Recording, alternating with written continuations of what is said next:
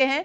महाराष्ट्र में बहुत से लोग कहते हैं कि कुछ चुनाव की कहानी बदलने वाली है, लेकिन एनडीए को 26 सीटें और इंडिया अलायंस को 22 सीटें और अदर्स अन्य को 0। पिछली बार के चुनाव में एनडीए की 41 सीटें थी, यानी कि 15 सीटों का खामियाजा। और इंडिया गठबंधन उद्धव सेना के साथ जो आगे बढ़ रही है, कम से कम उन्हें उद्धव सेना का कहीं ना कहीं फायदा हुआ है। और दूसरी तरफ एनडीए का वोट शेयर है 48%, इंडिया गठबंधन का 45%, अन्य का 7%।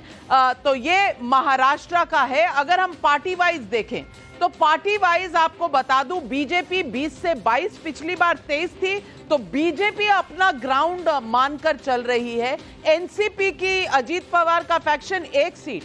पीयूष जी बताएंगे ये कौन सी सीट है? सुप्रिया सुले जी वाली सीट है या कोई अन्य सीट है? ये वाली सीट है जो कि हमें हारते हुए नजर आई है। जो अजीत पवार जी की वाइफ है वो वहां से जीत सकते हैं।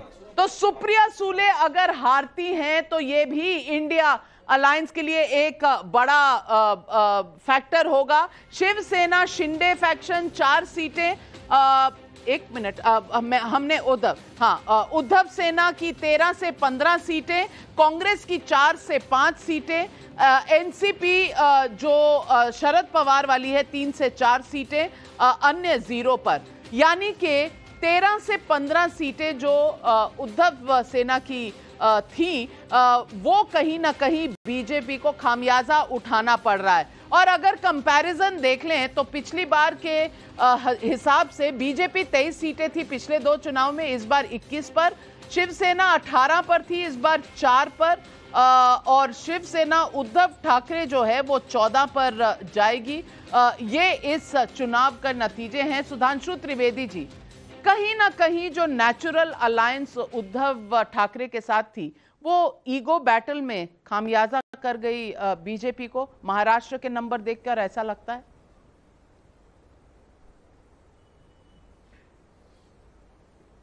देखिए, नेचुरल अलायंस थी निश्चित रूप से।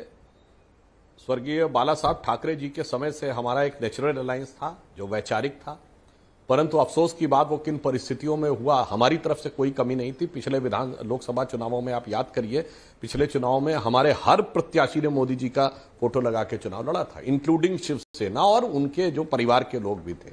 अब बाद में वो अलग गए, मगर आपने जो बात कही ना नेचुरल अलायंस, उससे आप समझिए कि महाराष्ट्र का नेचुरल कलर कैसे बदला।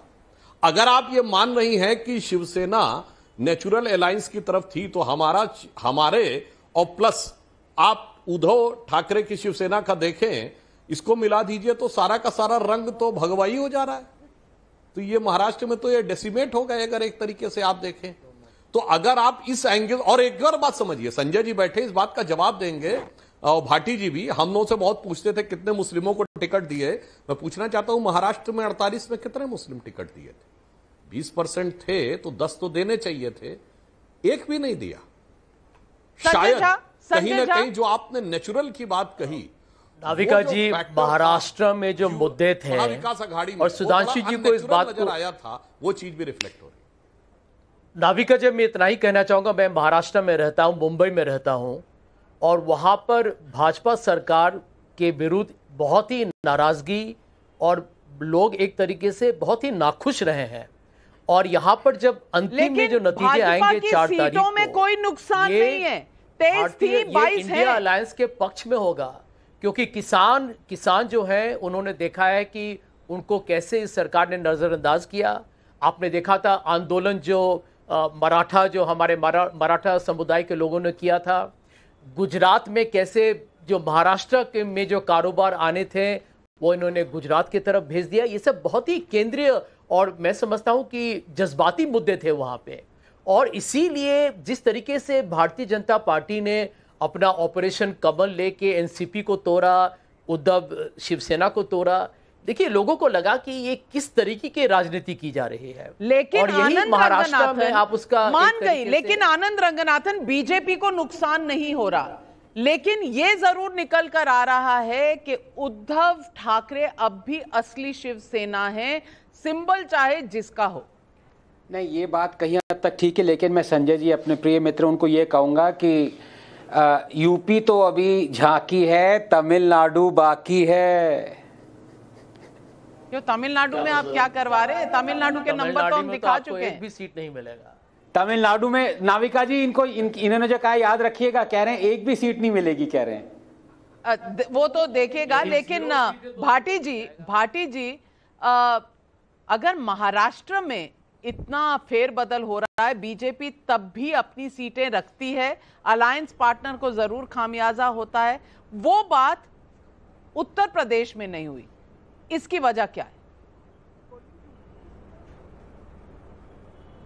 नहीं, जब 4 तारीख को मतगणना होगी तो उत्तर प्रदेश में भी आपको परिवर्तन नजर आएगा। उत्तर प्रदेश में बहुत डेंट लगना है बीजेपी को, बहुत सीटें कम होनी हैं और रिजल्ट जो होंगे वो एग्जिट पोल के बिल्कुल इससे भिन्न होंगे। चलिए, और हमने बिल्कुल जमीनी स्तर पर जो